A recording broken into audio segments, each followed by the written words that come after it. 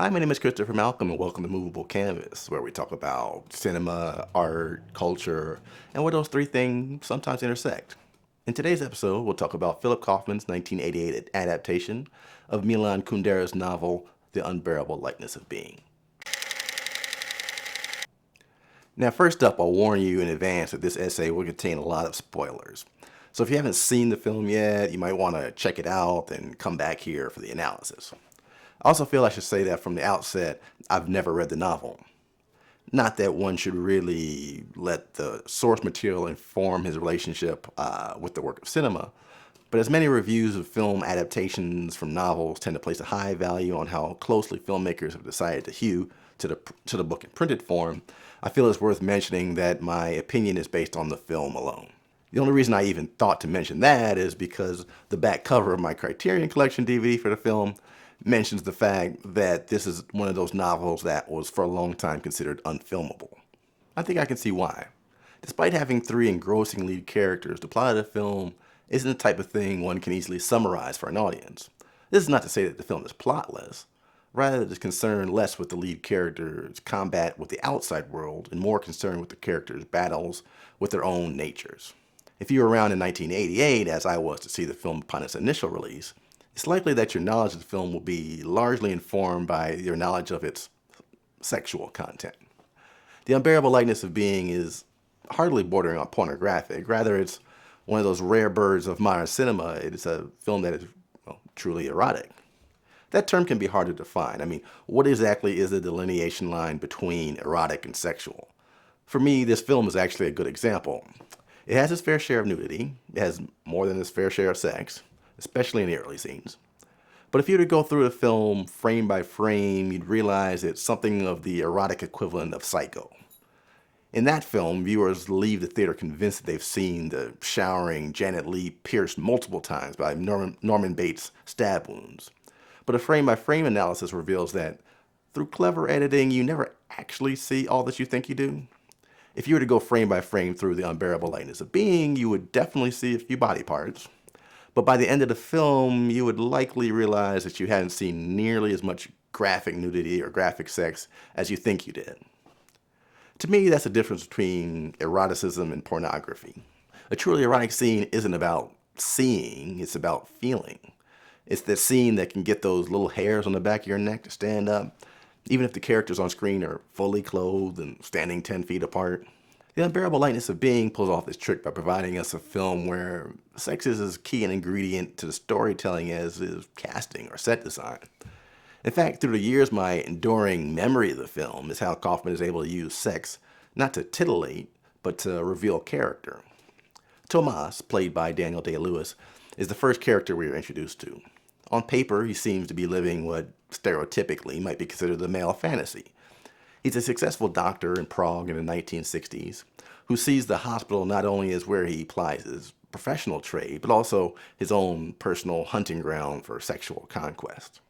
He's the kind of savant who seems to be capable of performing intricate brain surgery with one hand tied behind his back, and at the same time, his conquest of every woman he sees seems to require he break even less of a sweat. Well, maybe not until they get to the bedroom. One of my favorite little bits of business from Daniel Day-Lewis in the film is the way he sizes up women before going in for the kill.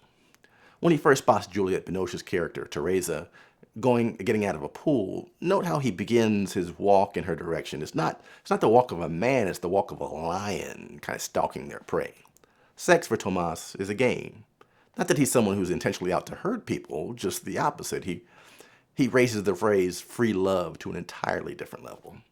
He doesn't love them, then leave them. His goal is to really never fall in love at all. His life aim is an existence free of responsibility and attachment. So to him, sex is just that. It's just sex. It's not leading to a relationship. It's not a promise. It's merely a sporting activity to be enjoyed for what it is. So it's no surprise that he should find his true equal in Sabina, played by Lena Olin. An artist and an exhibitionist, she and Tomas seem cut from the same cloth. Their sexual attraction seems based equally on their mutual physical appeal, as well as their mutual desire to avoid any emotional attachment. In each other, it's not only that they enjoy having sex, but they've also found that person who also sees the act of sex with the same level of detachment. When Juliette Binoche's character enters the fray, she's a bit of a shock to the system. If Tomas and Sabina are lions on the hunt, Teresa is more like a fragile gazelle. This is not to say she's weak. When we first meet her, Teresa is stuck in a dead-end town. When the exciting and sexy Tomas comes around, or on business, she's both aroused physically and mentally. It's clear that the boys in her small town don't quite have the same flirting skills as Tomas, but he also represents a way out of the town for her, a passageway to a more exciting life. Despite the romantic imbalance between the two, it's immediately apparent that she seems to have caught Tomas in a way that even he didn't see coming. He still sees her as sexual conquest, but when she shows up at a short time later at his apartment with a suitcase under her arm, he lets her into his home and into his life. This is a good moment to stop and consider how Kaufman uses sex to reveal character. When Tomas and Sabina make love, it's with the wild abandon of performance artists. The sheer number of mirrors in Sabina's house, many of which get used during sex, lets us know that part of what turns her on about sex is the performance aspect of it. It's like being on stage for her, and she can truly express herself. Tomas matches her move for move. Not necessarily playing at her game, but allowing her to be herself while he enjoys his own levels of satisfaction. They're serving each other's needs, a true partnership, shall we say. When Tomas finally does inevitably get the more gamine Teresa into bed, the act is far closer to lovemaking and far less like an athletic feat. The less experienced Teresa feels every one of Tomas's movements. Unlike the other two, Teresa isn't the type of person who can easily separate physical sex from emotional connection. This will play a key role as our story progresses. The title, The Unbearable Lightness of Being, will mean different things to different people. What is the lightness of being, and why is it so unbearable? Well, in my estimation, the title refers to the mental state that Tomas and Sabina attempt to maintain throughout the story. Their goal is to simply keep things light. They actively try to eschew any real responsibility for the world around them.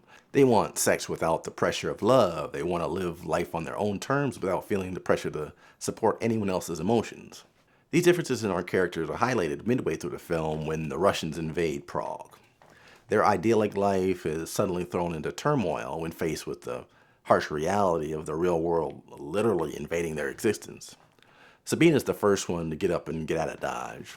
She leaves the city almost immediately rather than deal with the ugliness to come. Tomas and Teresa both stay, at least for a time, but perhaps for different reasons. Teresa finds herself consumed by documenting the tragedy befalling her homeland. Her camera is a way to fight back and support those around her. Tomas seems to stick around for two reasons. One, she's staying. This in itself is a hint that while he may not have shed his carefree beliefs when it comes to sex and attachment, there is an undeniable responsibility he feels for her. He may also be the type of man who simply never thinks anything bad could ever happen. He's not a worry about the consequences kind of guy. He's a follow your bliss and everything will work out kind of fellow. But eventually, even he sees that the situation in Prague might be a bit too much for him to deal with, and the two escape to join Sabina in Switzerland. A neutral country, this is a perfect place for the trio to resume their carefree lifestyle, but now things have changed. Sabina now carries some guilt about having left her fellow countrymen behind. Tomas tried to resume his life, but Teresa simply cannot shake the feeling that she bears some level of responsibility for her fellow man. She's out looking for jobs, photographing cacti, when her countrymen are fighting for their lives. To truly embrace the lightness of being and truly embrace total freedom, it means turning your back on the darker sides of life. And as our story progresses, this becomes more and more difficult for even Tomas and Sabina to accept. To truly live one's existence entirely for the satisfaction of their own desire, without consideration for its effect on others. At first that might sound like a dream. Who wouldn't want to live only for yourself? Who wouldn't want to walk through life devoid of any burden? But what the film seems to be arguing is that such a life of freedom can itself become unbearable. The more complications arrive in the character's stories, the harder it becomes for them to look the other way. This paradox is reflected not only in their actions, but in their sex lives. Tomas still finds himself capable of having meaningless sex. He and Sabina even resume their own tryst. To them, it's still, it's just sex. A way to tap into the lightness once again. It's not 100% clear that Teresa is aware that Tomas has returned to Sabina's bed. The two don't really make an effort to break the news to her, but Teresa isn't stupid. She knows that her husband is having sex with other women, maybe not Sabina, but someone. After confronting him about it and not getting a satisfactory response, Teresa decides to even the scales. She too will see what it's like to go out there and have meaningless sex. But ultimately, the act itself seems to hurt Teresa as much as it could ever hurt Tomas. She's simply not built that way, and her brief glimpse into the lightness brings with it unbearable pain. Sabina also pays the price for her own lightness. While in Switzerland, she meets a diplomat who falls madly in love with her. She seems to enjoy his company. The diplomat catches her off guard in much the same way as Teresa once snuck up on Tomas. The diplomat is married, though. That gives Sabina a certain level of emotional protection. A married man, no matter how charming, can only ever offer you so much. No real threat of commitment. But when the man decides to divorce his wife and make his relationship with Sabina official, she now has a decision to make. Does she cling to her independence, that lightness, or does she take a chance on true love? Even for the freewheeling Sabina, we can see that the diplomat isn't just some guy. She has true feelings for him. But marrying him, or anyone else, will be the exact opposite of the freedom that she's worked so hard to maintain. The film is ultimately about the price of freedom. We all want to be able to follow our own bliss. We all want to be able to satisfy our own desires, how we want and when we want. We'd love to be able to travel through life bearing responsibility for no one but ourselves. But could it be that part of the joy of life is choosing to assume that responsibility? Can we ever really be happy without being willing to give ourselves over to others? To risk encroaching on our lightness, because to do so provides us an opportunity to add even more happiness to our lives. The film suggests that too much lightness can be too much for our hearts to bear. The way we connect with each other and the way we care for each other is ultimately more valuable than those fleeting moments of personal fulfillment.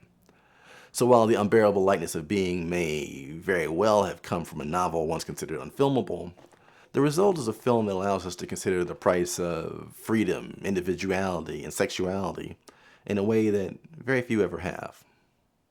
Thanks for watching another episode of Movable Campus. If you like this kind of discussion, I'd love for you to do 3 things. Hit the like and subscribe button so you will be notified next time a video is ready to hit your feed. And leave me a comment below. Have you ever seen the film? What did you think? How would you describe the meaning of the title, The Unbearable Lightness of Being? Can we truly live lives free of consequence? Would that really be living at all? Looking forward to hearing what you have to say. Until next time, you have a great day, and I'll see you on the next one.